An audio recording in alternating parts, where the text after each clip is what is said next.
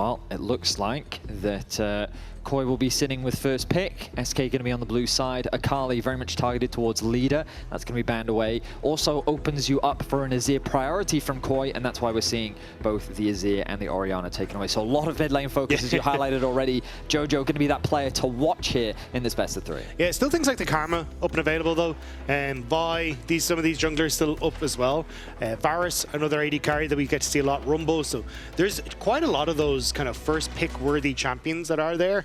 It's just a question then of what the response is going to be with the Yasuo ban. I mean, against leader, respectable. Yeah. At first I'm sitting there thinking to myself, is there something specific that they're worried about that Yasuo can counter? And then you're completely right. Leader as a player, we saw him play it in the matchup against Poby where he was actually able to get a solo kill. Perhaps Ahri is the pick that they're thinking about in mid lane. I mean, it was into the Rise. So maybe that's the other big pick, because again, with like, maybe this last ban could be the Rise from SK to put a little bit more pressure there. But that does say to me that that's probably the pick they're going for. And with SK banning the Jarvan as well, I mean, the Rise becomes even more popular in that situation. Absolutely, I completely agree with you. There's no way Jojo won't lock this one in right now. They'll take a little bit more time, of course, because they have the time, but that's a quick lock in. SK now need to find an answer. We've seen Leader bring out the Cassio before. Perhaps that's the direction he's thinking. Yeah, I mean, I think for the moment, Ashe, Seraphine, still very, very popular if you want to try and lock that in. And then you can always go for that Cassiopeia on 3 if you want to. Gives you a lot of range, good engage, decent disengage as well, thanks to the Cassiopeia if you want to go towards that. It does mean leaving Skeanz to that second rotation though, which hasn't always been the best for him. But definitely there is enough left in the pool if he wants to go towards that. Over in the LCK, this Pantheon has been so valued, often even first pick, just because of how much early pressure it has, the global pressure it has, and I think it makes sense for Skeanz to take it away from KOI, because that duo in particular, Rise plus Pantheon, a side lane monstrosity where you can generate a lot of advantages very quickly, and it's difficult to react to. Yeah, 100%. Especially if you are trying to go for Cassiopeia, you're very stuck in the mid lane. Thing is though, you could probably go for a Vi, still on the opposite side here, and still have a very decent time, but Ezreal Karma immediately going to be taken to deny, push into that Ashe Seraphine. Ezreal, the fact that you can build up that passive makes you very potent against the Ashe in those early stages, where you can tend to beat her out in those early levels, especially with the Karma to help push the wave and do damage. It ends up working very well into these Ashe Seraphine combos. Absolutely. I think that Ezreal Karma as well, just in the bot lane 2v2 is able to get that push. Right now SK is deliberating. I think they have to lock in the Ashe now, is my concern. The fact that they are hovering a mid lane pick for, they're going to do it. Okay, so Leader has communicated in the draft, I want to get my mid lane pick in now. I am surprised because of the things that KOI would ban, Irelia wouldn't be high on my list. So now they've given over the Ashe, allowing KOI to just ban that away. Yeah, so I think, there goes the Ashe. I've also been toying with the idea like Ashe Seraphine, I think could fit, especially if you are playing this kind of bruiser heavy style from SK. You got the removal of that support income as well, or the limit on the amount of CS that you could take. So maybe that's the other game plan that they're going for here, but we'll have to see exactly what the answer is, because I don't know if you ban those two, what you then pair Seraphine with. Yeah, I don't know. I mean, if we're thinking about generically strong AD carries, Corki, Yunara, Varus, they're all still available.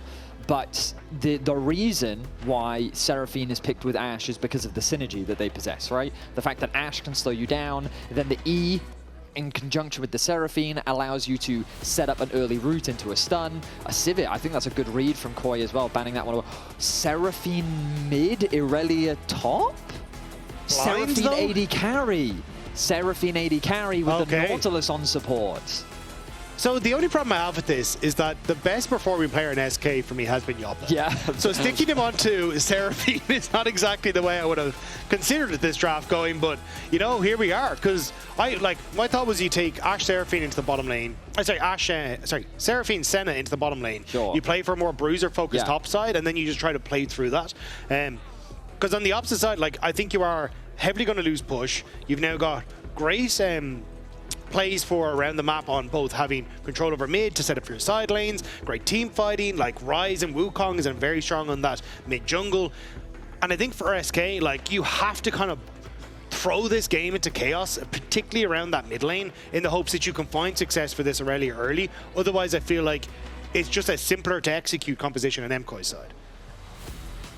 Well, SK do have a tendency to overcook the draft. Will we see the Anivia top from Wunder once again? Yes, we will. Something that this is his 3rd game this split on the champion. And into the AP matchup, I'm sure it will be very comfortable, very fine. But what a... I mean, smorgasbord, I think is the word Medic would use. That's a solid one, yeah. Yeah, look at the plethora of champions we've got here for SK. I mean, where do we even start to think about how this comp even works for SK? Because KOI's, I mean, let's start with the easy one, shall we? Like, it's simple. Yeah. I mean, for KOI, it's, hey, you've got great team fighting, you've got solid side lane, good mid jungle, you can play through skirmishes, push on bot lane. Like, for MKOI, I feel like this is just a super solid draft with a ton of innate synergies across, like, combos and how it wants to function. For SK, I'm a little confused.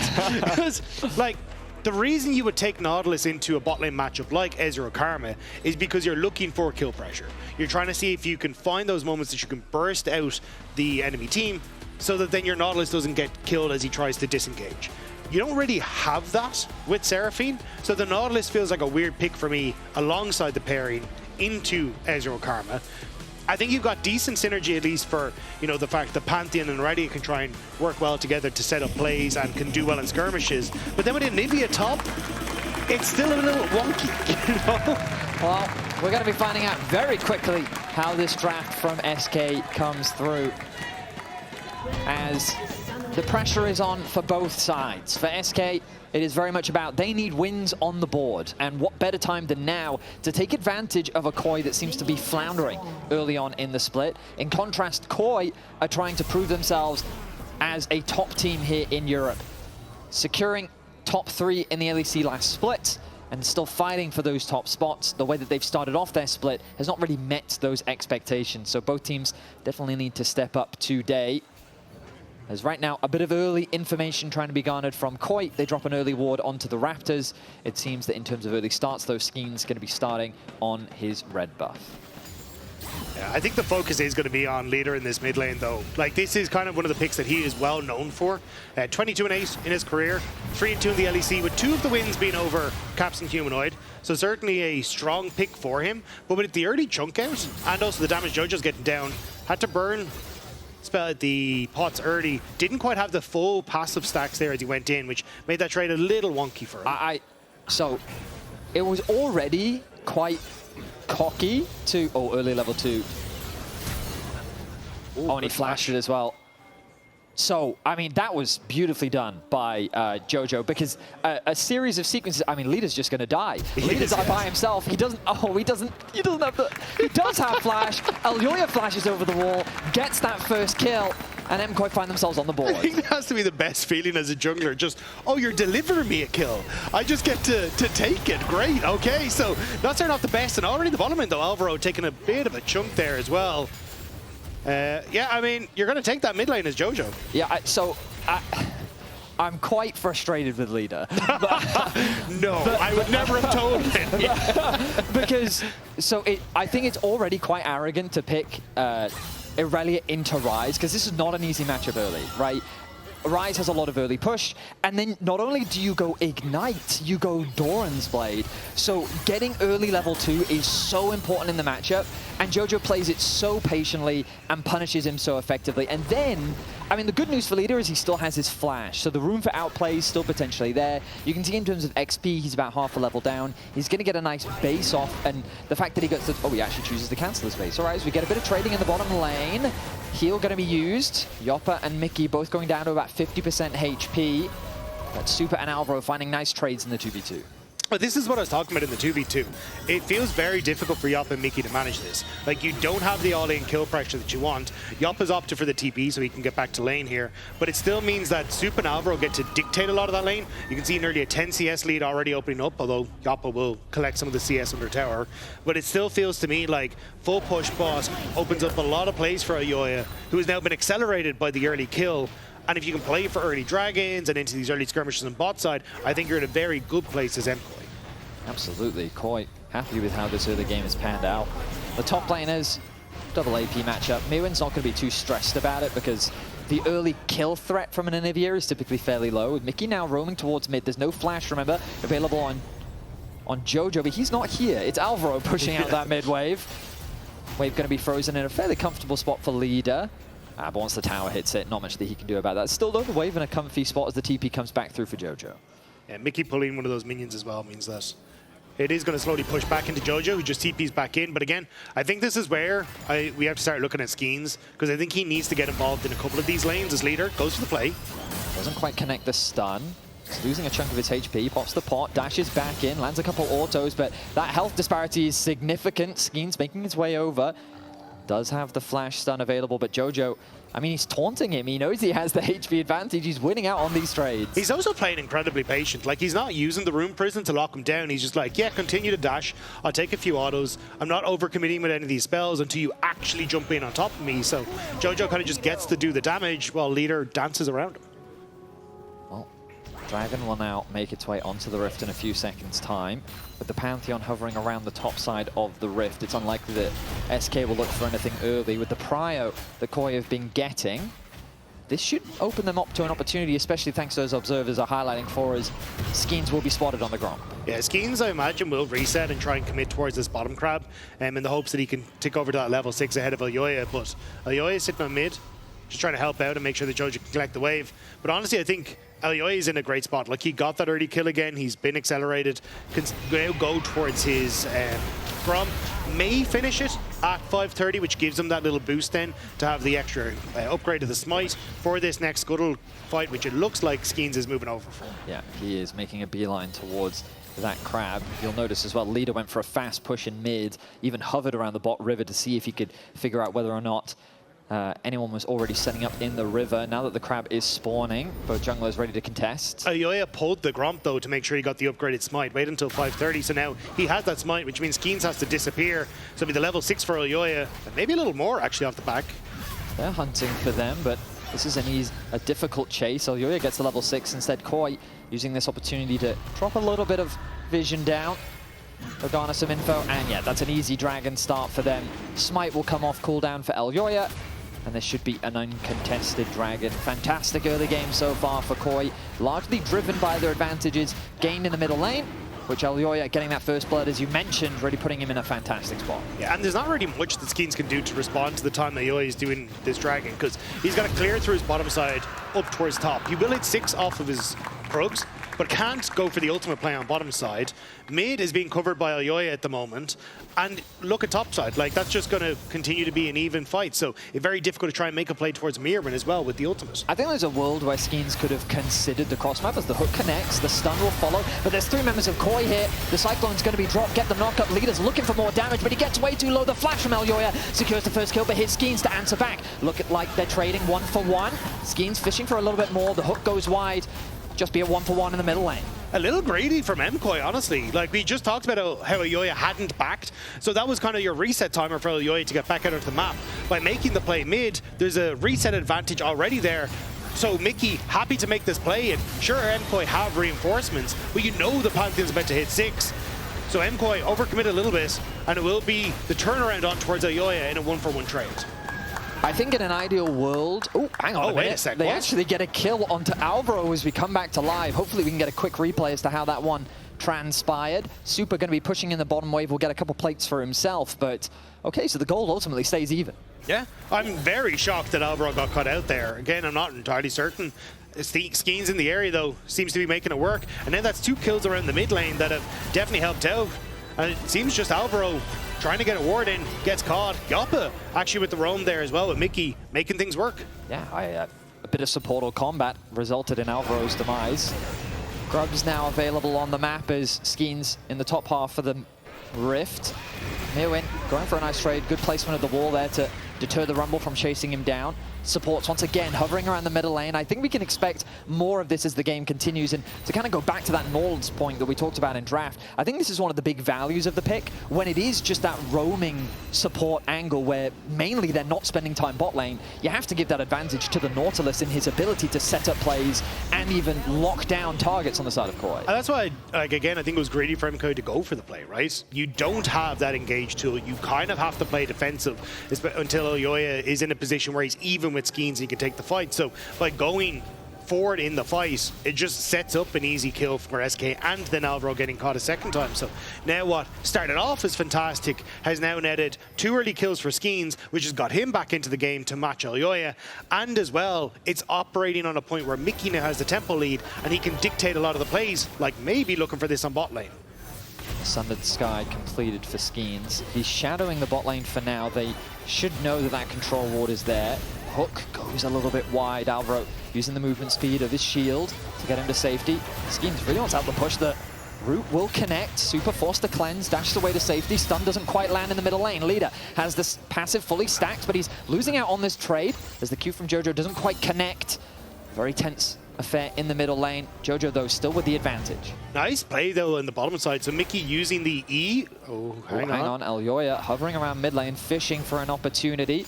Leader on about 60% HP will now tick over to level 8. Puts the second point in his W.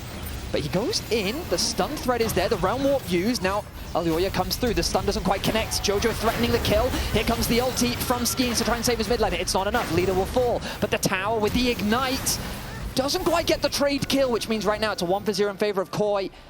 Elyoya desperately trying to find his way out, but it's a kill going the way of KOI. I cannot believe Elyoya got away with that. With the amount of people that were in that mid lane from SK, and he doesn't fall.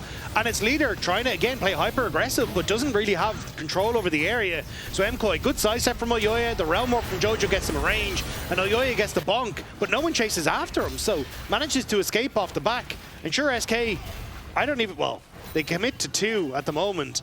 But I'll take the kills in mid over the Void Grubs. Remember that in the draft, they prioritized this Irelia over something like the Ashe, the traditional Ashe Seraphine combo that we're used to seeing. Leader now finds himself 0-3 on the pick. He is down 30 CS against Jojo, a full level behind, with Jojo comfortably beginning to scale on this rise. The double mana items that we're so often used to seeing on the champion, fully underway. Rod of Ages we have to expect will come very, very soon, and once he gets that and that starts stacking, this mid lane is going to be even scarier in the side lane. It's also just the amount of push they have over mid to now look for things like Dragon. Sure, Elyoya doesn't have his ultimate quite up and available, and there is some key ults down on MKOI, so maybe that's a window that SK to try to punish. But with both jungle and mid ultimates down on the SK side, it still becomes relatively tough. It's the control that Jojo now has is just starting to bleed over now from the mid lane into other parts of the map. Absolutely. KOI, though, they spent a lot of this game covering for that mid lane, as you were highlighting, and Jojo, we talked about him being the player to focus. Looking for another trade, though, as Leader looks to build up the passive. There it is, 4 stacks now generated. Instead, just going to use that window to clear out the middle wave. A lot of vision invested on that bottom side jungle for KOI. They've got some potential TP flanks available. Myrwn ready with it. Hook does connect onto Elyoya. Chain CC comes through. He's quickly going to fall. That's an easy kill. That's an easy steal of the Grom. SK now set up beautifully to secure this dragon. Nice invade from SK. As I say, the CC chain was perfect. And we'll set up now for SK to actually turn over towards that first dragon. There was no real roam set up there coming through from the rise because he didn't have that ultimate up and available. So SK punishing some of those ultimates while they're still down. We're going to have a pause, but I felt like Elyoya was caught off in the same way that we were. Yeah. It did not, like, the amount of damage that came through really did surprise me. The chain CC, though, it didn't give him an opportunity to flash away. He did, of course, once he saw the Nautilus, have the opportunity to react in that moment, instead choosing, you know what, I should be fine, I've got my Karma here, I've got the team. But no, he gets one shot, SK find another kill, and they're keeping this early game competitive. Yeah, it does have to be a little bit of a mind game. You've played against Ashe Seraphine. If Seraphine is there, she doesn't really hurt. That's She's true, just for that's shields. true. And then you're like, oh crap, half my health bar is gone. But either way, like, nice timing again. And I think this is where, when I've seen SK at their best, is kind of using that experience to go, oh, there are these slight timing windows that we can try and play around, and then finding quick picks or finding quick moments that they can exploit that. And I think that was a great example there. They push on bot because of an early play coming through from Skeanz onto the bottom side. They use that to look for the invade, and they punish Elyoya while Jojo can't roam from the mid lane. So, according to production, the pause was due to an accidental alt tab. So we'll quickly get back. What was Wunder trying to write this time? I don't know. But yeah, Gonna quickly get that resolved as leader once again. Ooh, he's fully committing this time. Throws out the ultimate as well. But the support is there. Jojo gets so low. He does get the kill. That's going to be a 1-for-1 trade as Elyoya and Alvaro consistently there to help out Jojo. I mean, leader putting the Defiant into every ability that he used on that one. Managing to get the kill on Jojo with the W was perfect. And again, like, when you get that Blade of the Rune King, it's such a big spike for the Aurelia. Immediately turns on to Jojo. And even with 2 members from MKOI there, leader still gets one back. The W just enough to secure the kill. The ulti thrown out from Skeanz. The TP collapse as well. Both Wunder and Skeanz fishing for a kill onto Myrwn. The Blast Cone gonna get him away to safety. Can he land the stun? No, he's able to TP out. Myrwn just very close to losing his life, but things getting very interesting now that leader showcasing he can go 1-to-1 against Jojo. The giant Yordle in the mech suit making absolutely no noise and hit behind the wall there.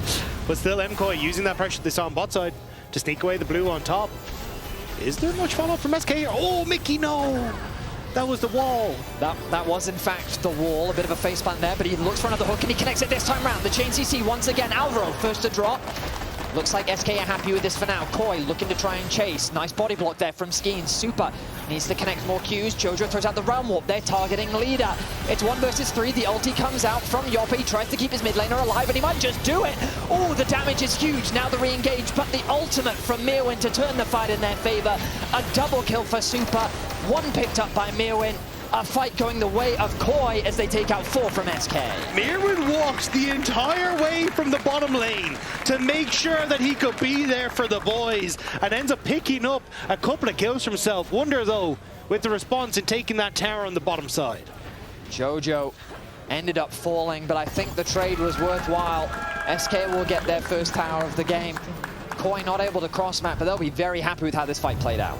Yeah, the fact that you end up with Rumble being able to walk the hallway is insane. Mickey hooks the wall, but when you hook the wall of Nautilus, the cooldown gets reduced, which is why Mickey's hook is up again so quickly. Gets the start on towards Alvaro. The ult onto Jojo forces Jojopyun away, so he can't really follow up. And you called it in the fight, Vedi. Skeanz with a great body block there, but it's the follow-up here as Jopa manages to clip on towards Elyoya that gives SK the reposition that they need to come through. And they think they have the fight. But it says Myrwn comes up with that equalizer. I think they realize they have way overextended on the play. Yeah, you can tell that Skeanz and SK really saw an opportunity to turn the fight, but that arrival of Myrwn really was the determining factor as now the Herald has been started off. SK have 5 members strong. KOI thinking about it, but they still don't have ultis available. They'll fish for a steal, they won't go for it. Meanwhile on the cross map, Jojo looking to get himself a tower. But for now, it seems SK will walk away with the objective. Yeah, I think MKOI, after that last fight, a bit battered and bruised, would just be happy to take some of these structures instead. As leader, on towards Myrwn. Good damage will come through. The equalizer going to be dropped to deter leader, and it's going to do the job. Now, you play Aurelia, don't you? I play a ton of Aurelia. Not well, but I do. Why? She's 1 in 5. Why is she allowed to do that?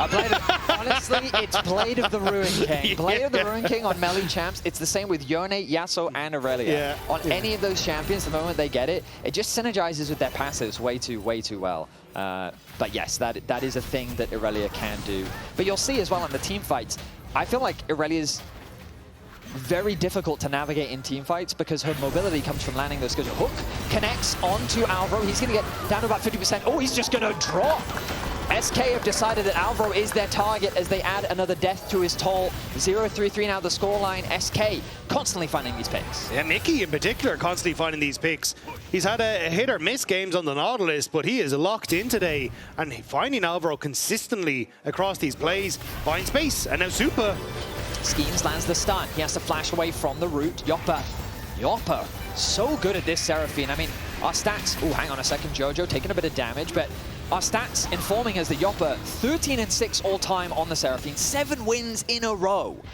If he's able to win this one, that would make it 8, a champion that we were a little bit surprised to see him put on, but the man clearly knows what he's doing. And it's clearly working in that Mickey, Jopa, and Skeanz are like, okay, we're this 3-man unit. We've got slows from the Nautilus that can work with the Seraphine. We got the synergy with the CC that comes through from Skeanz, and it's just making it very difficult for MKOI if they do misstep to actually play at the fights. And Supa got caught on mid there, burn flash, and now a dragon. Seems like MKOI will take the dragon.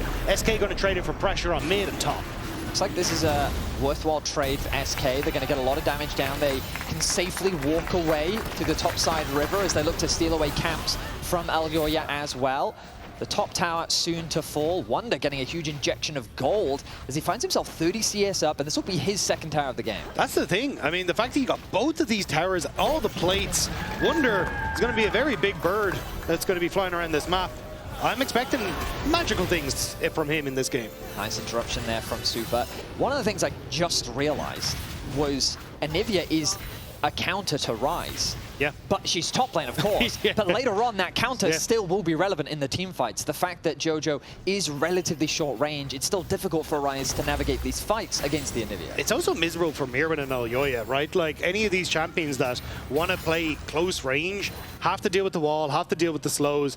Plus then Jopa being able to help out a ton as well, because with that AoE slowing field, Yopa's E's just become immediate CC routes. So I think there is some nice synergy on the SK side, but I think the biggest surprise for me has been how well they've managed to play around this Pantheon Nautilus combo. Because for me, that has been the story of getting control in the early stages, finding picks, and punishing mispositions from MKOI, in particular from Alvaro and Supa. Absolutely. I feel like the game plan from KOI has been focused around middle lane and trying to get Jojo ahead and put leader behind, which, in their credit, they've done. Yeah. They've been successfully able to put leader behind. But now that he's got his blade, he's feeling more comfortable in the side lane. And as you highlighted, Skeanz, Jopa, and Mikyx seem to be the roaming death squad right now for SK, while Wunder has just farmed. And he's happy with that. Double mana items, 6 stacks on the Rod of Ages. The wall going to come down. Myrwn, now the target stun comes through as the equalizer's dropped. He's getting dangerously low, but they don't want to overcommit. The rest of KOI is here to escort him to safety. The TP committed. The run walk going to be used. Jopa dangerously low. Jojo flashes in, gets the first kill. Elyoya is there to support, drops the ulti of his own. The wall going to be used to try and dissuade KOI. Elyoya trapped underneath the tower. He's going to exchange his life. Ends up being a 1-for-1 in the trade. Jopa TP'd in front of Supa. So Supa just went, all right, I'll deal all the damage that I can to you before you TP out of here. And it means that you see it here. So Jopa presses the teleport button and Supa goes, great. I'll near one-shot you, so by the time you get to the top lane, you've got nothing left. Jopa in his panic tries to get the ult off, doesn't manage it. Jojo with a good flash forward to finish him off. But it is Elyoya who ends up trying to go a little bit too far underneath the tower that gets walled off and seals a kill back. Nice response, I would say, from SK overall. Ends up being a 1-for-1. That gold really... Neither side has had a major advantage this game, but they're looking for one as Mikyx Hex flashes over the wall, connects the hook onto Alvaro. The root will come down, but Skeanz is hunting and he will find that stun. Alvaro cannot escape. He will fall, and SK find themselves another. Again, SK constantly fishing for these picks, and it's been working out for them. There's pressure on that bottom side, though, with the Rumble. Wunder has to try and respond, so SK trying to invade on top side, but I'm not sure how far they want to go. I'm looking at the bottom lane right now, and I see that Myrwn is very deep in the lane. Wunder doesn't quite connect the wall. Looks like that's going to be really a nothing burger as both top laners walk past each other. 2-0-1 scoreline for Myrwn. He's been doing a good job of having big impacts in the team fights, while Wunder's been impacting the side lanes. Overall, though, game surprisingly even. This is not what I was expecting coming into today's series. But that's, again, like, I think SK have done a good job of finding these moments to pick off members of MKOI, and now you're starting to get to the point where, you know, you are 2 items on Wunder, you're about to hit your full Rod of Ages stacks, and you can become an absolute menace because it'll take you over to level 16, and you're very quickly accelerated. Now Jojo obviously in a similar boat, actually even further ahead slightly, but not having access to the level 16 quite yet. I mean, you say slightly. He's 2 levels over leader right now. That's top lane things, man, you know. Oh, hook once again from Mikyx. He will connect, but is he too deep as Elyoya separated from his team, but he's going to use the clone to get over the wall. Jojo now walled off, gets stunned. The chain CC is good as the depth charge will follow, but the hook will not land. Encore doesn't quite connect. The stun from Skeanz will get cleansed. The root will slow Supa, so he walks away to safety. Now Skeanz is dangerously low. SK have to disengage. Supa flashes in, doesn't find the kill. The Cyclone follow-up from Elyoya. A lot of trading HP bars, but it's Mikyx that will fall. KOI find only one. MKOI playing that so patiently, not overcommitting, baiting out spells from SK, and at the end of it, oh, Jojo, wait a sec. He's getting low, trapped behind the wall, drops the arm guard. The stasis will be bought. Leader trying to damage reduction, but I don't think he can reduce enough. He's forced to flash over the wall. Equalizer used, Myrwn chasing the run walk, used to hunt for even more. Have they gone too deep? Myrwn now finds himself with the rest of his team. Jojo over the wall. The egg will be procced as KOI find themselves. He TP'd! Oh, he TP'd! He's able to get away to safety. Wunder, beautifully played, but the dragon will go the way of KOI. Man, everyone's going everywhere in these fights. Jojo gets ulted up on Skeanz and he round warps out. You get Wunder, who should be dead, and he TP's out. But somehow third dragon to MKOI. They put themselves on sole point. These fights were so close. So much CC was cleansed in this fight as well. Yeah, and I think it's a good start here to go on towards Jojo, but the follow-up isn't there, right? You don't have your damage leaders in position. Mikyx ends up hooking onto a champion, but MKOI play back. Great cleanse from Supa. They had already dodged out from the Seraphine ultimate, and it's just slow poke, knowing that this commitment, the damage has to come from these melee champions and SK. So as long as they play it slow, they can win out on the fight. But here's where it goes a bit topsy-turvy, because as SK try to commit on towards Jojo, has the Seeker's Arm Guard, survives the initial play, and then starts to move up. But because he's gone low, and you start to get the ultimate coming through from the Pantheon, Jojo decides to basically opt out of here, sends himself to the other side of the fight, which actually works out perfectly because there's no one else there. And it's Elyoya versus Skeanz on the top half as SK are pushed away in the middle of the fight. We got to get back to live because the Baron has been started off. SK wanted to get the TP out, and they will do just that. Jojo now joining the rest of his team. SK on full retreat. The Blast Cone? Ooh, okay, all 5 members will take that one, as now the mid tower needs to be saved. I love the point that you made, Dagda, about the range on SK. It feels like that leader just can't get in the fight, and when he is not dealing damage, where is the damage really coming from 100%. SK? And I think it only gets more difficult as the fight goes on as well, because you are, as Skeanz and leader, trying to play in towards Elyoya's knockups, the movement speed and the shields from Alvaro, even running in towards people like Myrwn. It's not exactly the best of times for you. So I think this is where we're kind of seeing, with the Chemtech Dragons now picked up, MKOI just have a little bit more in the tank.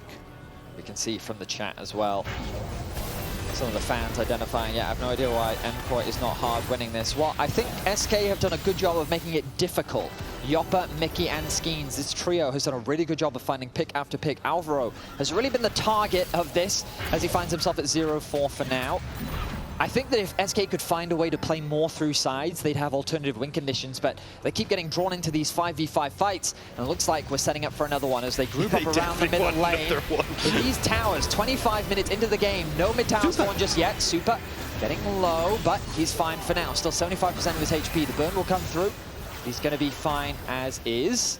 That was a risky play from Supa, though. Didn't have flash, didn't have cleanse, and was arcane shifting forward into the Anivia Seraphine, but here we go. Flash stun from Skeanz. He's going to have to walk away from that one. Not much of a follow-up there from SK. The stun will connect to from leader. But this posturing, this observing that both teams are doing, the reality is that in the extended fight, it is KOI that's going to come out ahead, because Supa with this poke is going to be doing the damage. And look at this Ezreal right now, chipping away at Mikyx's HP. And with the Realm Warp now for Jojo, they're happy to just send him towards the side lane. Look for that last tower in the top side. Will be responded to by leader, but I think that's the signal now that SK have to back off. They can't really match. Because Myrwn, shadowing top. How many members are they sending for leader here? Well, leader's going to respect it. As Finn often likes to say, you've got to count the number of people that you can see on the minimap, but I can tell you right now, SK don't see any. So leader has to play safe.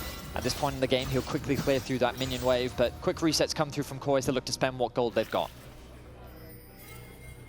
Still waiting to see how they want to try and put lane assignments. I like sending the Rise up against leader, but also, I think at this stage, if leader can close that gap, I don't know if Jojo survives, especially not having that Sonya's Hourglass available. So you can kind of see they're playing off of 2 lanes, with Myrwn trying to shadow, but it means that he's not really been picking up waves, and you can see Wunder is almost a lane, or sorry, an entire level ahead of him. They don't want to overcommit to this play, SK. Mikyx will lose a bit of HP. Leader was a little too far, but they also know that KOI is in the area. Look at the bottom lane. We can see Wunder very deep into that lane. Myrwn 2 levels behind. Now that the Rod of Ages is fully stacked, Wunder split pushing Anivia. Working wonders for Wunder as he secures himself another plate. Can't afford to overstay, though. He's paranoid about a potential collapse. KOI members will be spotted on the middle wave.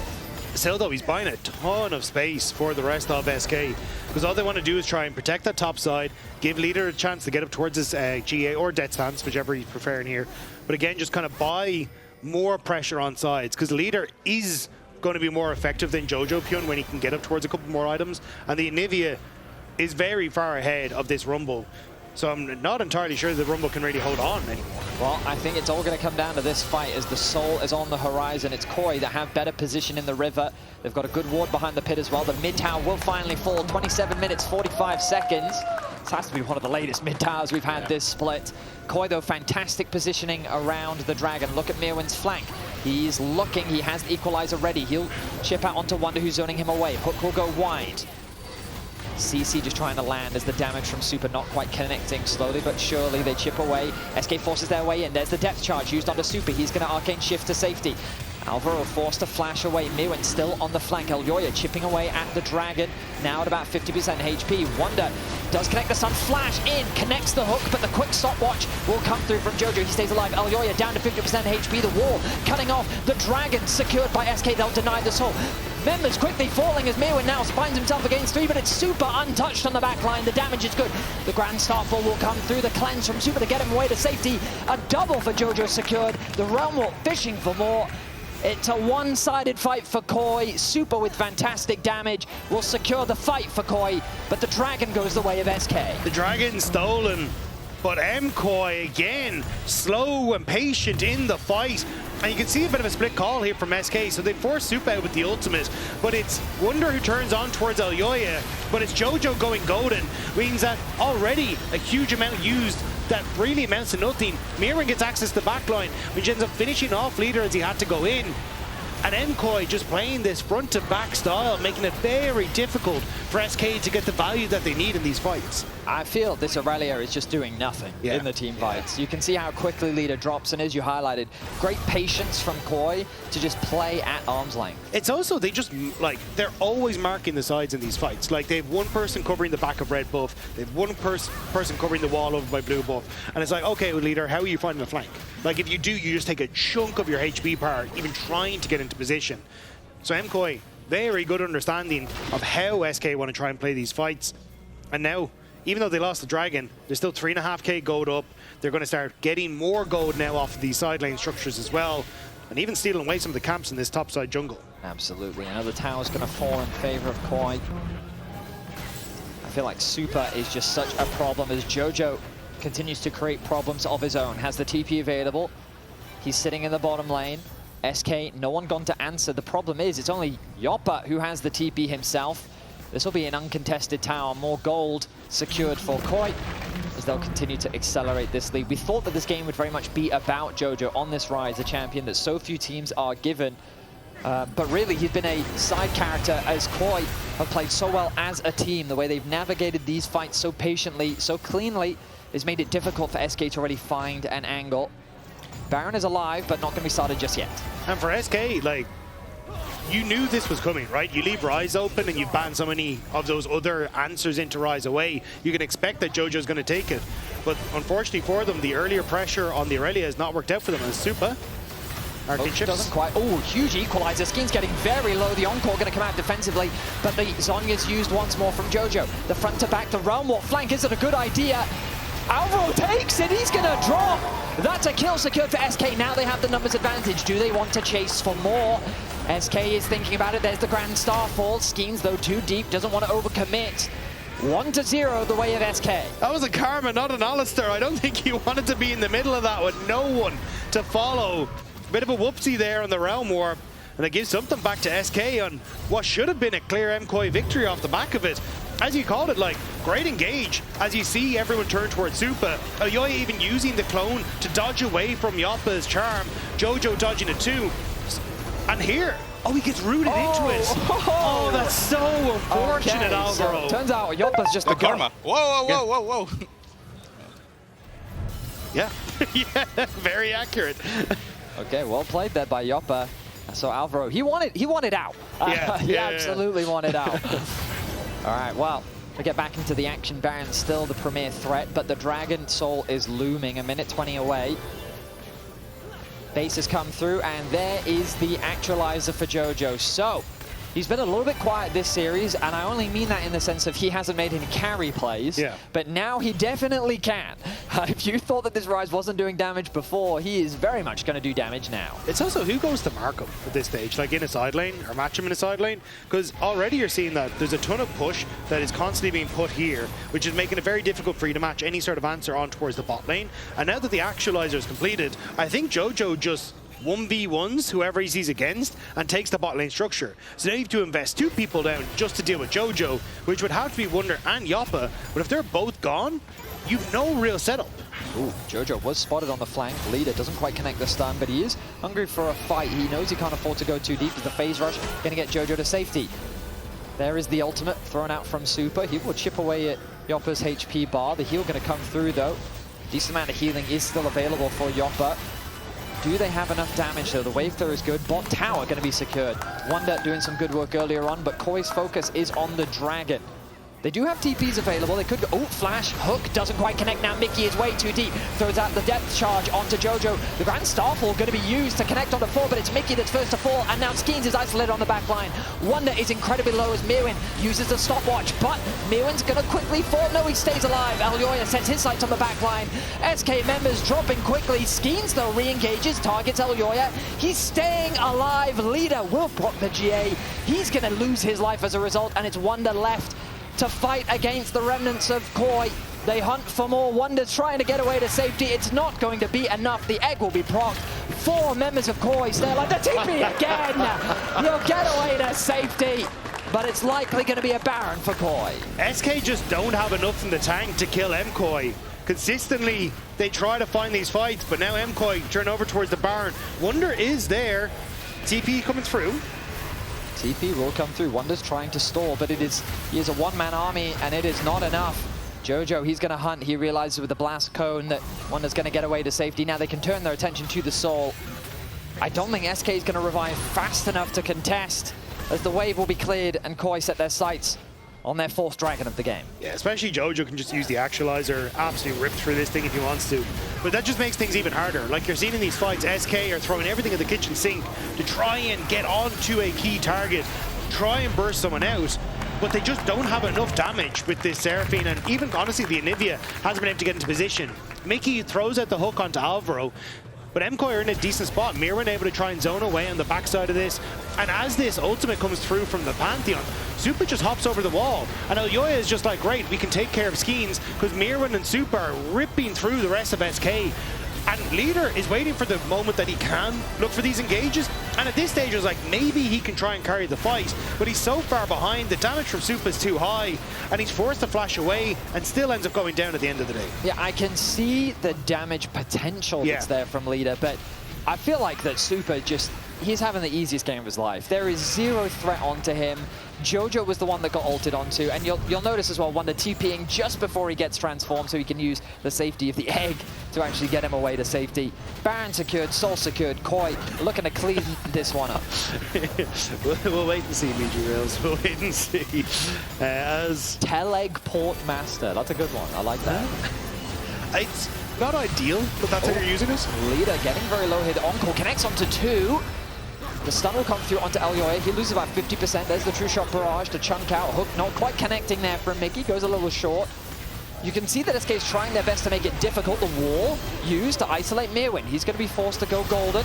The stun will connect, but the shield is good after the TP. Supa running low on mana.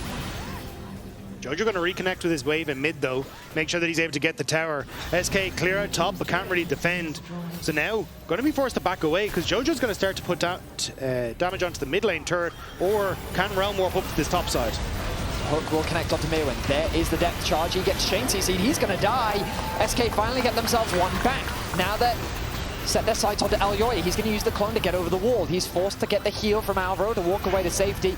SK buy themselves a little bit of time. Only 30 seconds left on the Baron, mean that KOI can't really do much with this. It is unusual though, with a 6k gold lead, that MKOI are kind of just deciding to group up constantly. It's giving the opportunity for SK to wave clear and even find little picks like this. It's a good hook from Mikyx, and the CC is there from SK. And like, Jojo was on mid lane, so SK just said, okay, cool, let's send it and hope for the best, because at least that's half of the gold lead from MKOI elsewhere on the map. Yeah, I agree with you that KOI should be prioritizing splitting SK up if they can, because when you've got all 5 members of SK, and Nivea plus Seraphine, that's a lot of wave clear. Yeah. And I don't think you're ever really getting through when you don't have Baron. And again, I think at this stage, with that was close. Yeah, with the actualizer completed and also now the Death Book upgraded as well, I think you're in a perfectly fine spot as Jojo to just beat everyone on his side lane. I'd love to know how much damage Supa has taken this game. Like, he 3. is deathless. Just 3. Just 3. 3. It feels like that all of his damage was basically during the laning phase, but then outside of that, he's largely just been untouched, and it's a testament to how difficult it is with this SK composition to really threaten that backline. Yeah, it's, especially when you're Ezreal, it just is so simple. Either way, though, the brute force method for MKOI feels like it's not really netting them anything, right? We're 40 minutes into the game. Sure, they have the soul, but we're still going to be waiting now for 2 minutes until that next Baron spawns, because they kind of need that to break open a lot of these structures thanks to that wave clear that we were talking about. And it will make things easier where they can swing from Baron over to Elder, and with those 2 buffs, they can probably crack open the base. But it is giving an opportunity for SK to get to that late game scaling, and I've seen what SK can do in these weird late game moments. They somehow manage to pull it out of the bag more times than they should. Yeah, but I feel like if SK is going to win, the leader's going to have to do something. Yeah, I do agree. And look, he's got the Negatron cloak. He's working up towards some magic resist. There's the Wit's End just completed. So, I mean, you are getting towards that later stage point, but I think it's still the same issue for a leader, where it's just so difficult for him to really find value in these fights when oftentimes they are being played front to back. Maybe they can try and find some pick on someone that overextends, and that could be their way in. But I feel like as long as MKOI just play this kind of 1-4 with Ryze on a side lane, they're in a great spot. Yeah, I agree. The problem for Jojo, though, is that bottom river has been contested. It's now dangerous for him to push any deeper than this. He's going to move into the fog of war. Skeanz taking a chunk of damage. Supa, that Q basically doesn't have a cooldown once he's got everything fully stacked. Jojo's setting up for a flank here. The hook will go wide from Mikyx. They're committing deep onto this. They've made Myrwn the target, but it's Skeanz that will get rooted up. He's going to use the Aegis Assault. The wall will drop, but the Equalizer not doing a huge amount. Now Jojo's very deep. He's going to try and take out Jopa. He's forced to throw out the Zhonyas. There's the Encore, connects onto 2. Will Jojo end up dropping? They're all stacked on top of each other. They will get the shutdown onto Jojo. Now Elyoya forced to retreat. Leader diving onto the backline. He will connect the stun onto Myrwn. Myrwn forced to use the Zhonyas himself. They'll get the trade back on the leader. The HP bars are getting very low. Look at the shield coming out from Alvaro. KOI can use their range. Myrwn will drop the HP bars. Elyoya goes back in once more, gets the kill onto Jopa. Supa still untouched. Wunder now trying to buy time, but I do not think that it is enough. He'll be forced to go into the egg. He uses the TP again, but this time he will fall. KOI find the fight. Elyoya gets the triple, and SK have nothing left. SK have no damage to hit the backline.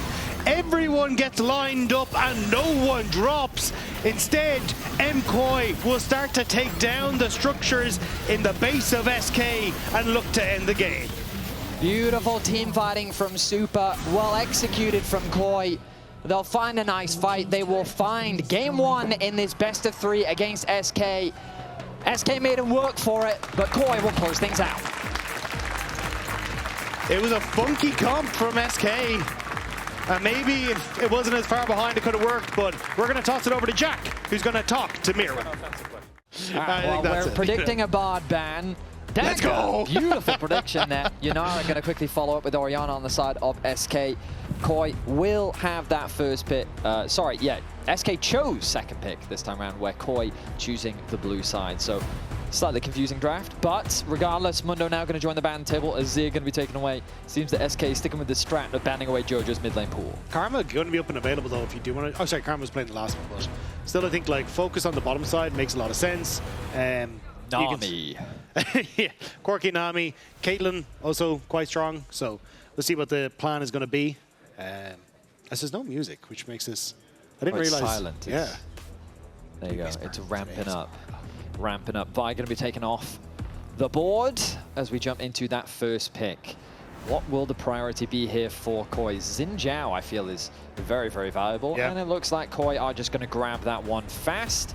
SK, though, what are we thinking about? Do we want to take the Nami away? Do we want to put that on Mikyx? We're thinking about range bot lane once again.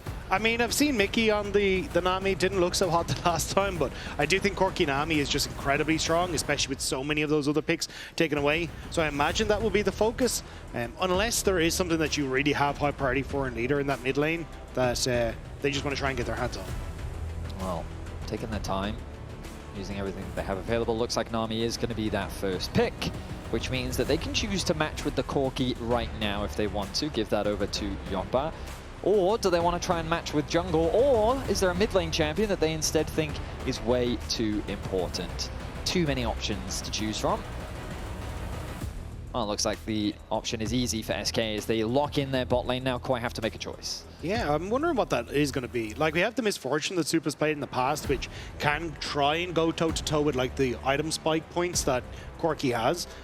And can also go for the early Vamp Scepter, which means you can trade very effectively, so maybe that's the answer. I mean, but against Nami, it kind of sucks. Varus still up. They could do like a Varus Nico if they wanted to.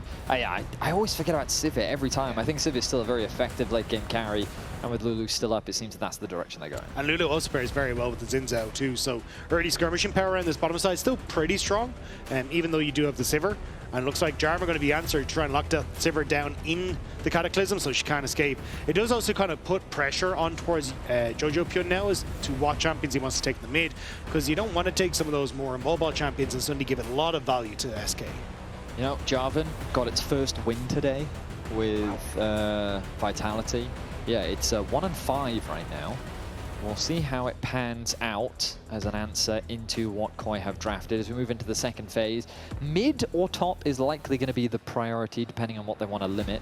The Yorick ban suggests to me Gnar, Jace possibly. Yeah, I think so as well.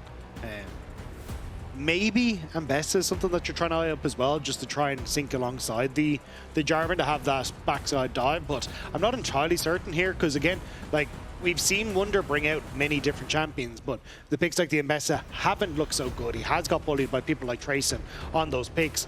So I'm not sure if he wants to just go back towards, as you say, things like the Gnar that kind of pseudo-bully the lane, but at least give you a lot of control regardless up in that matchup. All right, well, Akali going to be the ban from KOI, removing that from leader's hands. SK, I wonder if they're going to keep thinking about top laners. They're taking their time once again. The Scion, so relatively safe blind pick.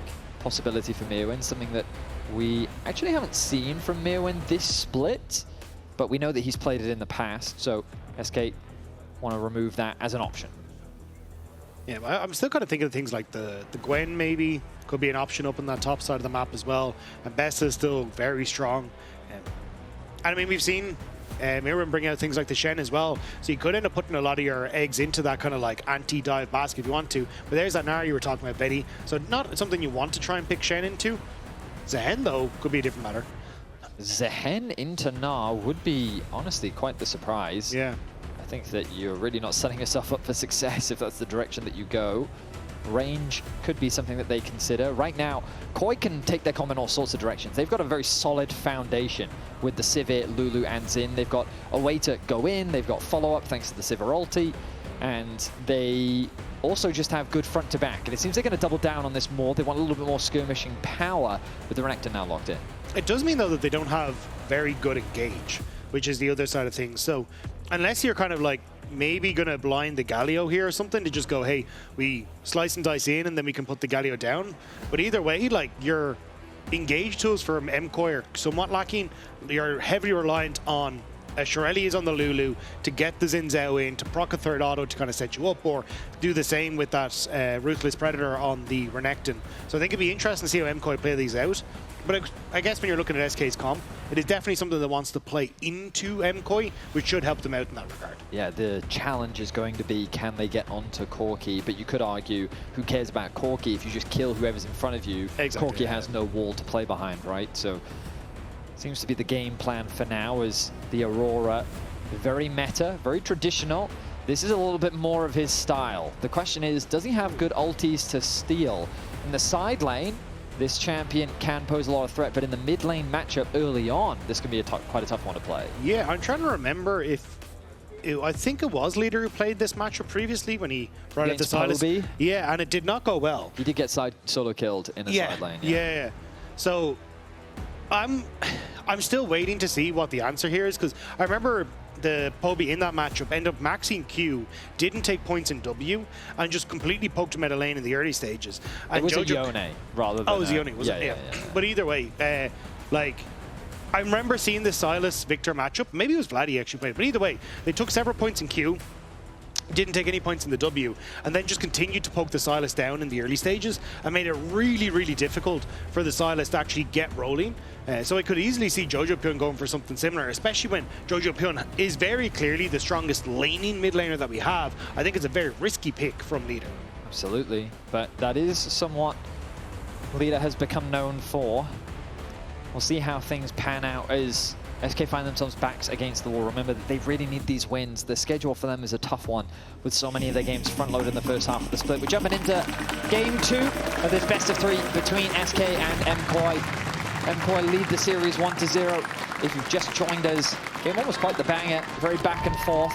SK made it much harder for KOI than they anticipated, especially with the lead that they had. So it was actually Jojo who played the Victor into Humanoid. So Jojo well versed in this matchup, it would seem. So I wouldn't be surprised to see if he ends up playing a very similar style here. And it should give a lot of control over the mid lane to MKOI, which honestly is kind of what you want. But here we go, the boys. Congratulations to Myrwn, Supa, and Alvaro. 100 games in the LEC. I mean, we had that fun stat earlier about 84 days. Times they've been to the LEC. Been to the studio, yeah. I mean, they've been very close for a long time now. And they're looking to make their way back to the top of the LEC. The regular seasons where everything starts here in spring.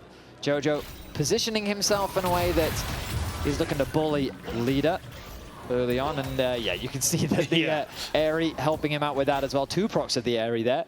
Helps the closer you are to your opponent because the Airy will then come back to you quicker and you can already start proccing it once again. Very, very good. And again, this is where I don't really see this matchup going well for Leader. Like, you have to play hyper aggressive, but as long as you're able to have push on bottom lane, it makes it significantly easier now for Alvaro to shift to mid and cover some of these aggressive plays. And also, Elyoya having a clear that can cover for a lot of mid lane as well. So I think this is where you need to see a lot of pressure coming through from SK towards mid again. I feel like Leader's just going to have to do his best in this matchup because it's a rough one for sure. Hey, the good news is Jojo spends more time hitting Leader than he did hitting minions. So in terms of the farm, they're actually even. Oh, yeah, sidesteps the E. Jojo now. Observers, if you could click onto Jojo for us so we can see actually if he's taking a point in his W or not, because this is something Dagda was talking about before.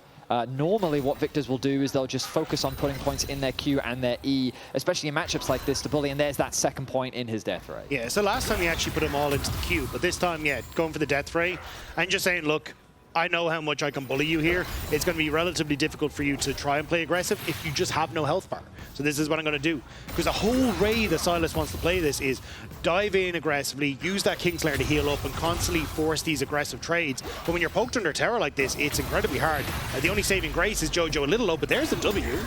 Actually gets the level up, takes the point in W, sees an opportunity to maybe even get a kill onto Leader if he ends up getting stunned up or even forcing the flash out from him. But right now, KOI find themselves with 3 pushing lanes. Bot lane has consistently been pushing in the 2 versus 2. Jojo has been bullying out Leader in the mid lane 1 versus 1. And on the top side, we see Myrwn actually getting that early priority against the Gnar. But now that Leader's gotten his base off, he will feel a little bit more comfortable with the trades. He's got the refillable pot and he's also got HP. So foregone the AP, we'll often see Sylas is maxing that Q in these range matchups as well, so that he has a little bit more trading power, a little bit more wave clear, so he can play a little bit safer underneath his tower. And to his credit right now, he's only a wave down.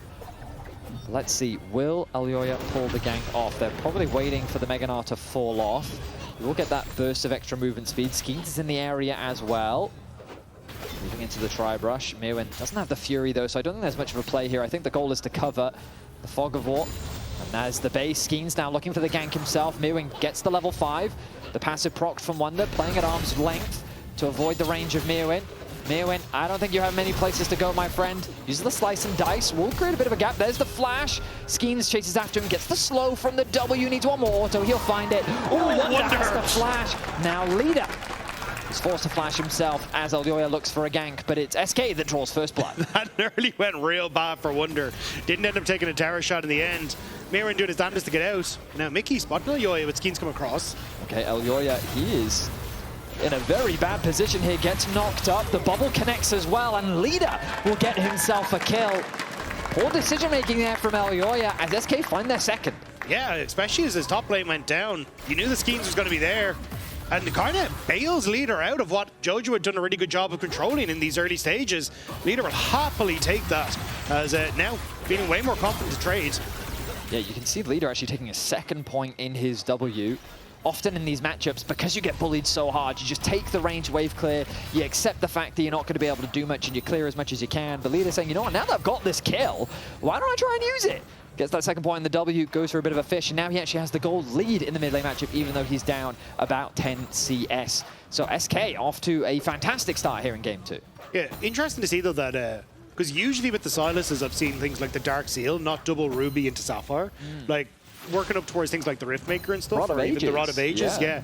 So definitely much more of a bruiser focus build, but definitely something that will take a lot of the power out of that early pressure, right?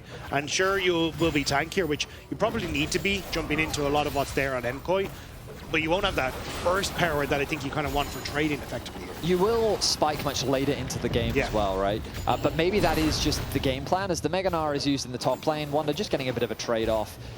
Very nice trade-off against Myrwn in this matchup. As the lane goes on, this should get harder for Renekton. Ooh, Leader gonna get stunned up by the gravity field. The ulti gonna be dropped across as well. Nice trade. Now he looks for a trade back of his own. Decides he can't commit for it. Really nice spacing from Jojo. Takes 50% of his HP for 0. Mikyx has to swing by mid, drop that heal. The bane of every mid laner's existence, as both mid laners will walk off. Yeah, the red buff going to help out Leader a little bit as well with that health 3 gem, which is definitely a nice little addition to the kill that happened. Was Myrwn, you are okay. Fair enough. I think. I mean, he knew that Wunder had no ultimate available in the Mega, so I guess he was playing around that. And I guess those skill shots a little bit harder to land when you don't have the ranged form. So I see Elyoya hovering around the top side of the map. He's very close to level 6. He should get that once the blue buff is secured. But, I mean, that should now, yeah, the pings immediately come down once that Scry's bloom is procced. So he's just going to be here to clear out the vision, as Skeanz does the same thing on his topside camps. We're seeing a similar story to what we were talking about, though, with Alvaro shifting towards mid to cover for Jojo. Like, every time this wave is starting to push out, or Alvaro's had a moment to reset, he's just trying to cover that mid wave and guarantee the Leader can't trade aggressive, which means that Jojo gets to play up in the lane like this and start to work away at that health bar. But it does mean Supa ends up left alone against Jopa, who gets some decent damage back. Wave clear on the Sivir, still doing nice work though. He's not at risk of being dived just yet. A plate will be secured for the SK bottom lane. Supa just kind of has to accept this for now. Alvaro making his way back towards the bottom lane. Here to offer that assistance as SK hold on to a 1k gold lead here in the early game. Ooh, hang on now, the Mega Gnar is back available. Myrwn pops the ultimate of his own. Trying to throw him back into the wave. No flash available. The snow will connect from the Q. The knockup will happen. There's the Cataclysm to finish off the kill for SK. A lot of pressure from SK towards this top side, but it ends up working out. Again, you're getting a ton of, you're getting the kills. Doesn't mean you're going to lose the dragon, but again, I think you're going to be happy just with Wunder managing to pick up some extra presence in this lane.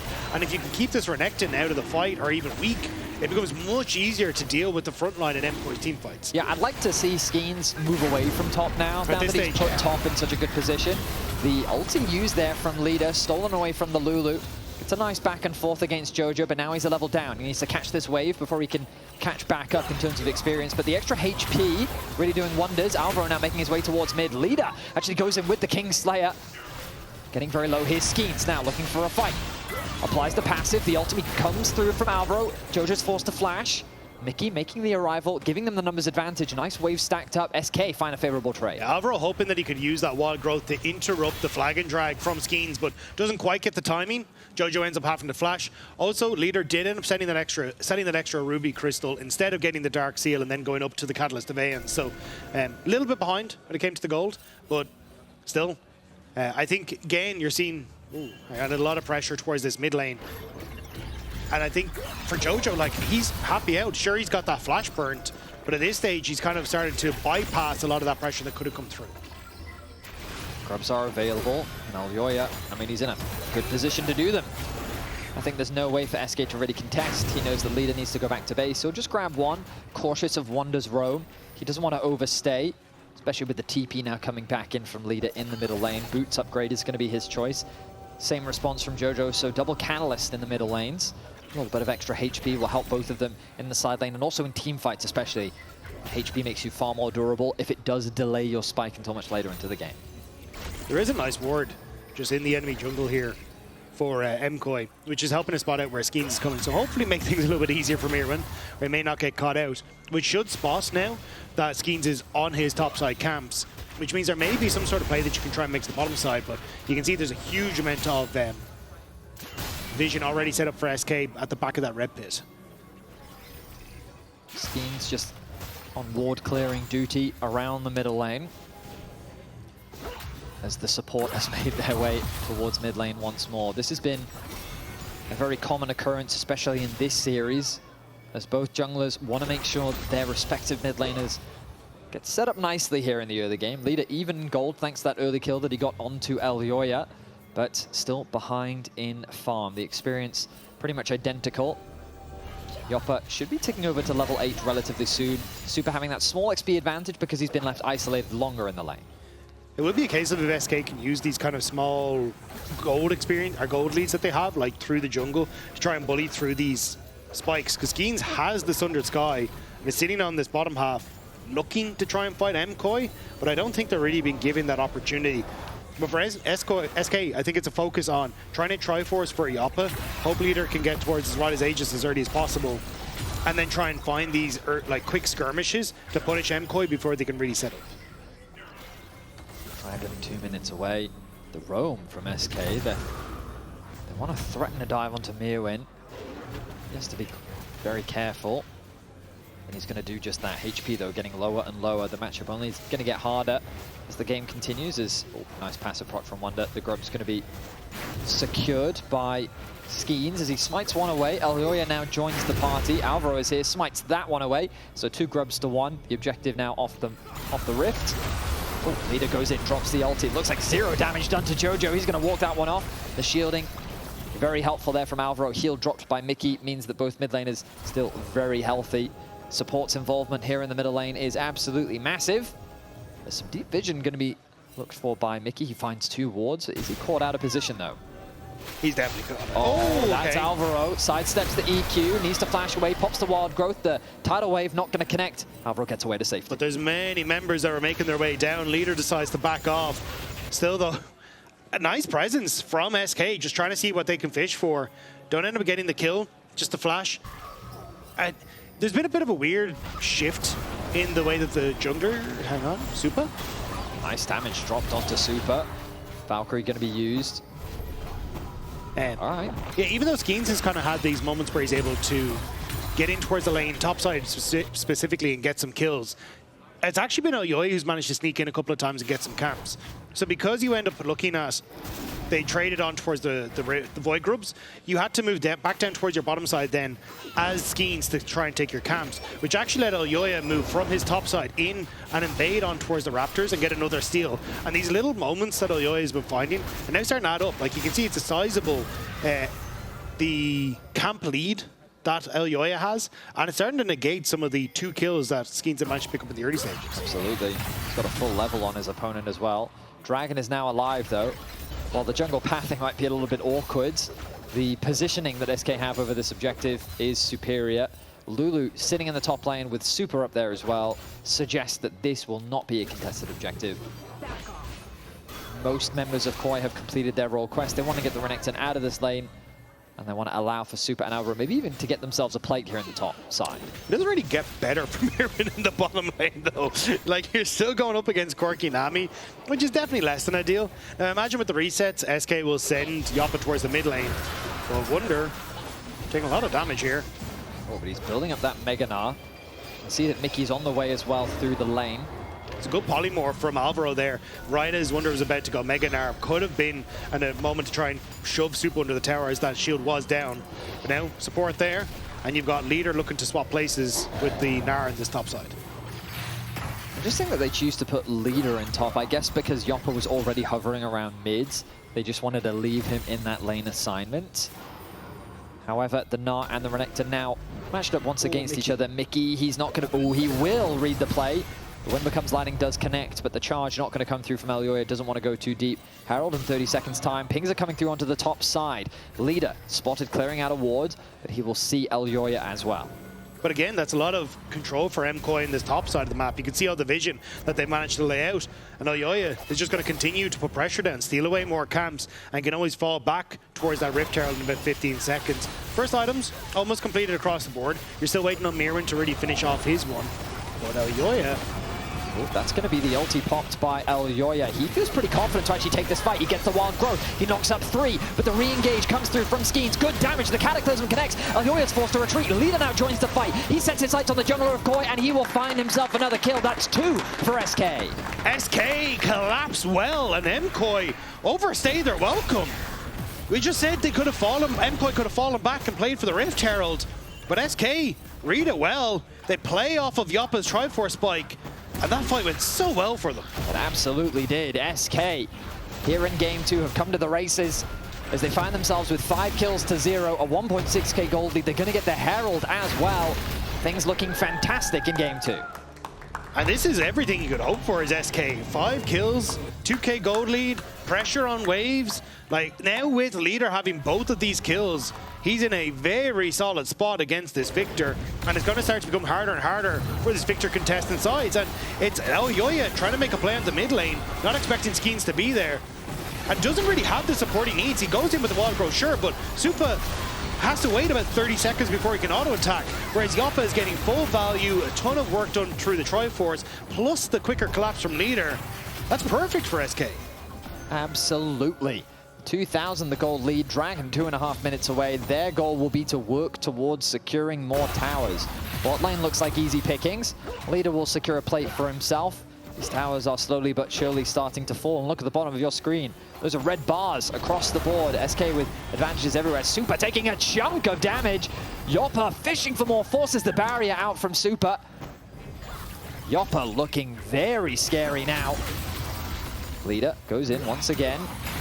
Not going to get much of a trade as Jojo feeling confident in the 1v1. Will sidestep, clear out that wave. Yeah, SK looking a little unsure about how they want to try and progress though, because I'm seeing pings onto the mid lane tower. You have the Rift Herald for Skeanz, is now going to move over. Supa's staying.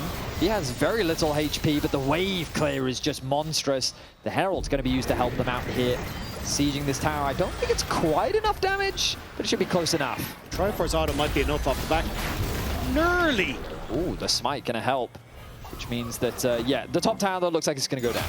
Yeah, still, though, dive potential on bot side as Myrwn pops the ultimate just to make sure that the trade doesn't go too badly for him. Skeanz spotted here, but it should give a window now off this next wave for that mid lane tower to fall. Okay, Myrwn fancies himself a fight against Skeanz. Skeanz doesn't want to go in as 2 towers fall in favor of SK, extending the gold lead to 3k. They want to get themselves another one. They're going to get an even greater gold lead here in the early game. Leader says to Skeanz, you know what, let's just deny as much farm as possible. We're not on a rush. Let's let the cannon fall.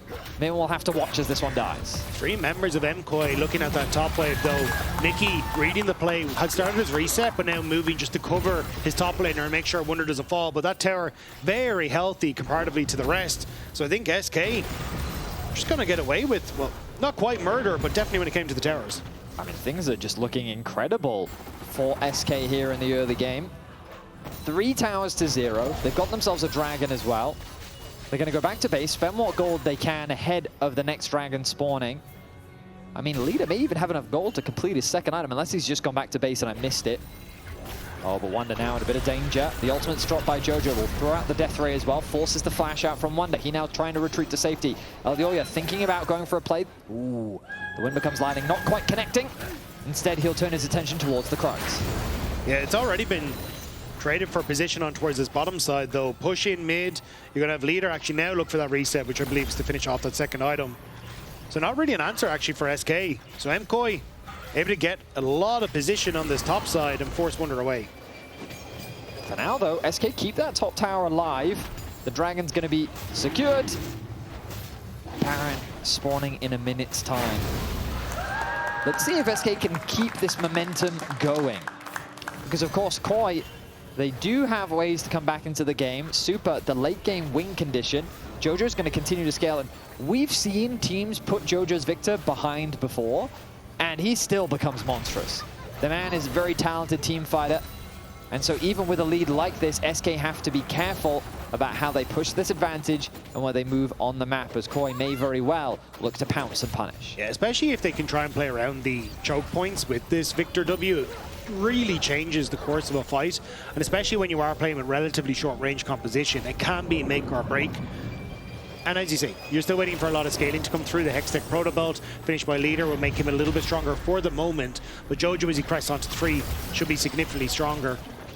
As Wunder does connect yeah. onto Wunder. He's going to be forced to jump away, but he looks pretty healthy. Actually, he's thinking about staying for another wave, even though Elyoya is hovering on the bot side of the Rift. If he does appear, I'm already thinking about, is that Baron a possibility? Probably too early for SK to really consider.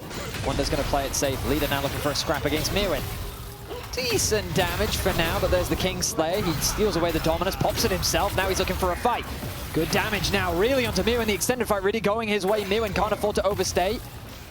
Myrwn was holding onto the Dominus. Leader, trying his best to force the proc, but didn't quite use it. Still forces pressure on towards that top side, but hang on. Knock up onto Jopa, but he's fine for now. The re-engage comes out onto Elyoya, who's now isolated, forced to flash over the wall. Leader joins the fight, but not much going to come off the back of it. TP going to be traded from Myrwn as well. Gets the shield. Leader thinking about it. The dash away from Myrwn, think this fight is going to fizzle.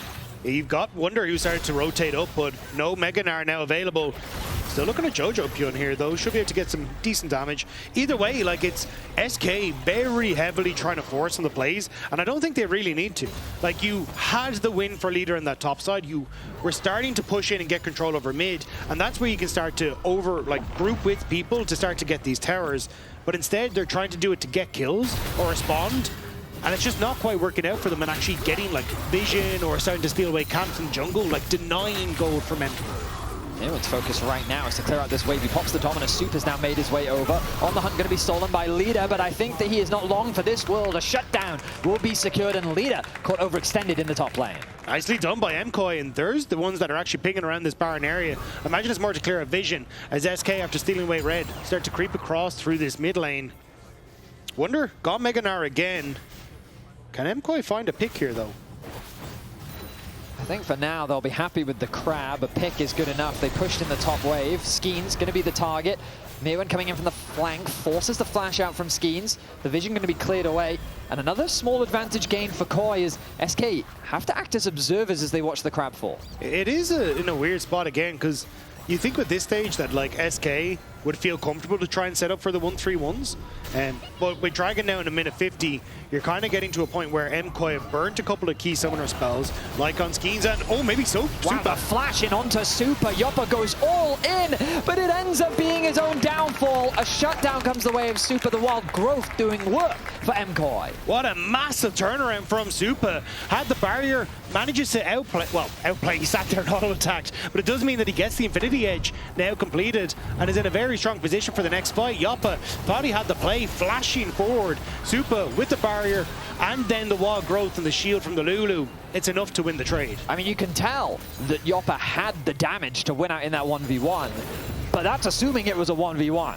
Alvaro in the area, helping to keep his AD carry alive, and he did just that. Supa now with a 1.3k individual gold lead, and as we said earlier, he will be the carry for KOI if they want to turn this game around. And especially now that, like, again, we're just saying you've burnt summoner spells on Skeanz, now you're flashed this on towards Jopa as well. That just makes you prime targets for people like Myrwn and Elyoya, especially if they can try and get on towards the backline here. Does MKOI step up in towards his top side? We'll spot out the divisions there, but it's Dragon in 35 seconds that I'm looking at. A 3.7k gold lead for SK, now dwindled down to 1.3. Two silly deaths on the side of SK have allowed KOI to stall, and these items are coming through thick and fast. Stride Breaker completed towards the top side. The Spear of Sjojopyun alongside that for Myrwn. Level 16 on this Renekton. Remember, he was behind Wunder, but now he's in a much more comfortable spot. And it's difficult for SK really to like fully get damage onto these towers without something like a Baron, because there's so much wave clear, or trying to force a fight a Dragon, which looks like exactly what might be about to happen. Well, the wave will in fact be cleared in the middle lane. Myrwn escorting that wave towards the tower. They secure the plate, but now has Myrwn overstayed, the slow will be applied. Good damage, he flashes in! He gets the stun, the knocker from the wild growth, but Jopa gets away to safety. Now he's in way too deep, but here's the rest of KOI to help escort him to safety. The boomerangs will be flown. Supa doing good damage, but it isn't quite enough. No one yet to fall. Great wave from the Nami. Denies Supa from being able to follow up properly. Keeps Jopa alive after the flash in from the Croc. Does give MKOI position on the Dragon, but SK, they want to pinch. Here comes Skeanz on the flank. Leader on the other flank. The collapse, the knocker. Here comes the EQ, and oh my goodness, it's not enough as Leader's the first to fall. Skeanz is quick to follow. Superstar is shining today as he finds himself a double and gets to Drake for MKOI. Alvaro's polymorph denying Leader the play, and MKOI, they're starting to make the comeback. It's now 1,000 gold lead for them, and they're pinging the Baron. SK tried to commit the flank, but it just did not work out. A 3-man knockup came through from Leader, but now the Baron is an objective that cannot be contested. No jungler, no mid laner. SK don't have the numbers, and this Sivir with a 2.2k individual lead over Jopa is looking monstrous with Alvaro supporting him well behind him. Ooh, Wunder. Myrwn, I think he wants this fight. Pops the dominance, gets hit by the bubble. The tidal wave going to come through as well. Now he wants to get away to safety. The polymorph doing what it can. It buys enough time to allow for Wunder to not quite connect that ulti. Leader, he is hunting, but he's not going to find much. As KOI find a small scrap, but they'll walk away with the Baron perfectly fine. The Leader really wanted to get something after he invested the teleport, but nothing to be found. So MKOI will come back out, Baroned up, clearing out the waves, and suddenly this game looking significantly more difficult for SK. And a huge amount of this was, as you say, Leader comes in but gets polymorphed immediately. You can't really get the follow-up from anyone.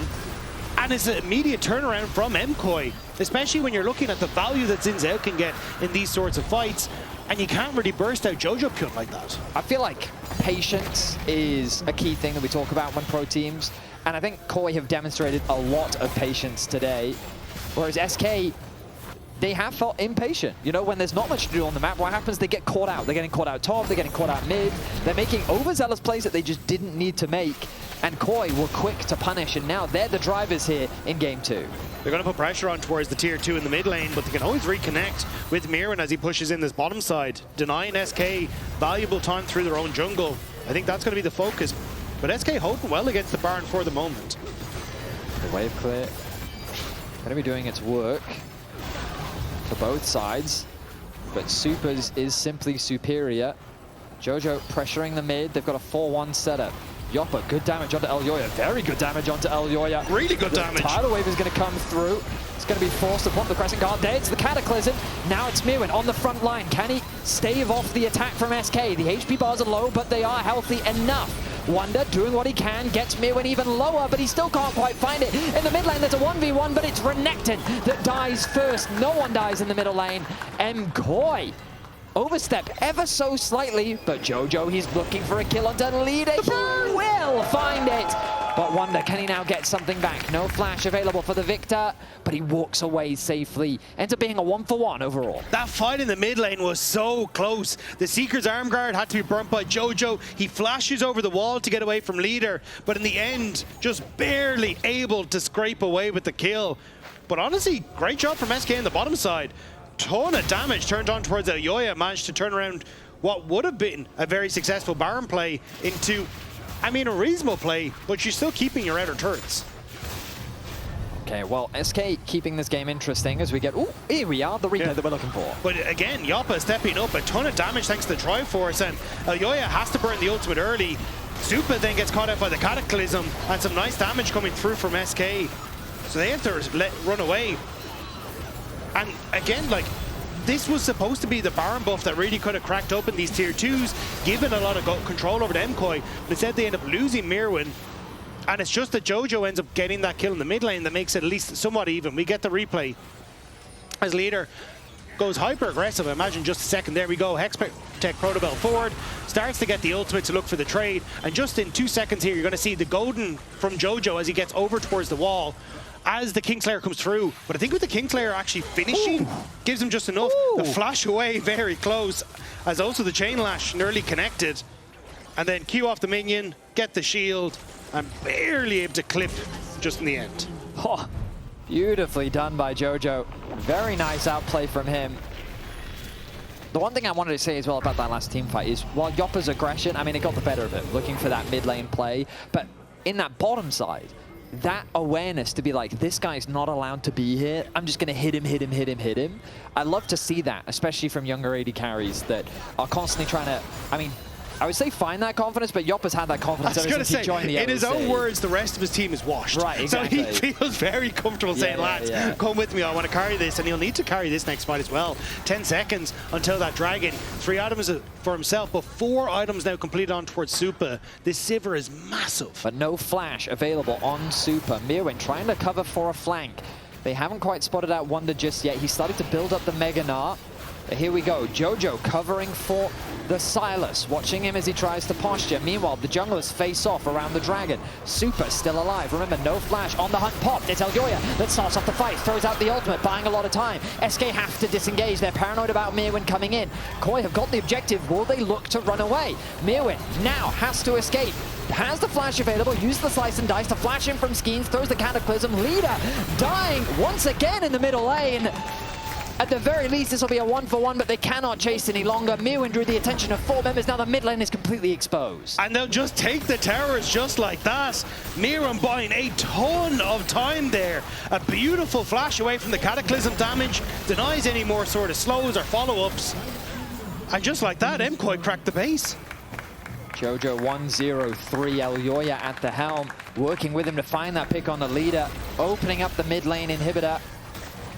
They're going to steal camps as well. Have they overstayed their welcome? Oh, I don't know about that. Elyoya goes in, but the re-engage from Skeanz. The ultimate is popped early, but there's the wild growth. 2-man knockup. Jojo is completely untouched, pops the GA. Elyoya is looking for more, maybe a little bit too much, as he's shut down by Jopa. Skeanz able to get out with the flag and drag. Jojo wants another fight, though. He trades that kill onto the enemy jungler. Now, Wunder has the Mega Gnar, but he has no one to use the ulti on. Jojo, can he get away to safety? He'll use the TP. He drops the gravity field to get away to safety. Ends up being a 1-for-1 overall. It's a 1-for-1, but an overforce from MKOI. They did not need to commit into that area. So you end up burning the TP from Jojopyun in an even trade state. I think they were hoping that they could find these picks and turn towards the Baron. But I think just be happy with the position you're in. You don't really need to overforce these weird plays when you've got that much gold on your 2 carries in the mid lane. Overcommitment from KOI gives SK an opportunity. We look back at the dragon fight. Yeah, I mean, Elyoya goes in great, but the real focus for me is on towards Jojopyun, just keeping control over this area, denying leader any sort of entrance. And as SK turn over towards Myrwn, like, Myrwn does a great job of trying to escape, but leader gets completely caught out. And as, again, Jojo marking him incredibly well. Myrwn on another flank that made it difficult for SK to really contest the position. But here, Elyoya goes in, and I'd be happy enough at this stage if, okay, we get Skeanz, we back away, especially as Elyoya's Crescent Guard is about to run out. But instead, they overcommit for more plays. Myrwn can't really get into position. And Jojo has to full commit to get the kill back onto Skeanz and then teleport away. The good news for SK is they slow KOI down a little bit. The bad news is that KOI have reached a scaling point that it feels difficult for SK to turn this game around. Big time, especially with another needlessly large rod there for Jojo working towards Rabadon's. He already hurts. So SK just trying to overload this top half of the map, hoping they can find a pick. But again, it's going to give presence towards Myrwn on this bottom side. He can start to threaten on towards the tier 2, has a teleport to join in. Leader going to move down to try and connect to that, but Myrwn's bottom here. I think Leader just wants to go and catch that bottom wave. Has the TP available. Myrwn level 19. But it does give this where Myrwn can now just play in towards this area of the map and just constantly split both focuses, which means that for SK, they basically need to play back into this sort of pocket, which lets you get vision from Baron, that lets you get a ton of control. And Wunder actually needs to be a bit careful as he hops over the wall, because he just can't really contest from this position as SK. I think KOI should just start Baron, personally. Just get the TP out from Leader. Like, you don't even have to commit to it, you then just peel off. You can see that they've pushed out the mid wave nicely. Now Leader already moving up preemptively. He's got the wave in a decent spot. KOI demonstrating the patience that they've demonstrated throughout the series today. They're still a minute away until the Dragon. For now, they could just be buying time until that. Of course, they are 1 away from the Soul. Myrwn, ooh, takes a chunk of damage, pops the Dominus early. Wunder about to get the Mega Nart. Myrwn being slowly chased down. The death ray will come through, but not much damage dealt to Wunder. MKOI slightly spread out. They've got the Dominus out from Myrwn. A nice start to the exchange. But can they get more? Leader also didn't end up using the ultimate to steal away anything there, so Myrwn going to start to slowly lose this rage, and Leader still has access to some other ultimates if you would like to. Ooh, MKOI in a very awkward position here. They're forced to take the long way around. This could be a tower opportunity. Wunder, good damage onto Myrwn, making things uncomfortable. Pops the Sterax early. Wunder will lose a lot of his HP in exchange, but there's a tower now taken. The pressure being put onto KOI. Positioning mistakes allow for SK to get some foothold on the map. And there's a massive wave that's about to crash on that bottom side as well, so MKOI have to go deal with this. Resets coming through for SK, but you can see MKOI a bit uncertain about whether they're just trying to play towards the Baron, a TP just to get to the mid lane here. The resets have come through. Are they thinking about just forcing a Baron? I think MKOI were worried that SK were forcing the Baron with that big wave on the bottom side. Now realizing though, hang on, there's no one here. Maybe we can just do it. We'll need Myrwn to teleport into the play though. The Dominus has come back up for That's Myrwn. a very deep TP though. Wunder's Mega Nart is about to fall off, and here we go. Myrwn TP's in, but he walks away just fine. Will this be a 50-50? Skeen goes in. He's forced to flash out immediately. The exchange of the Crescent Guards used. Leader trying to buy time. There's Myrwn in the thick of things. Jopa doing what damage they can. It's Myrwn that's falling low, but Elyoya with the re-engage. Leader now in the thick of things. So much brawling happening in the front line, but it is the front line of SK to fall first. Both Wunder and Leader drop. Supa left untouched. Myrwn fishing for more, but he's not going to be able to find it. Jopa, can he turn the play for SK? He's getting lower and lower. The flash in from Supa will secure him the kill. He will get another. Only Skeanz is left standing. He will proc the GA as he waits for his demise. Supa finds the triple. Supa cements the fight. MKOI looking to close things out. That should be the game. MKOI had a choice, Baron, Soul, or end the game, and they are marching down this mid lane.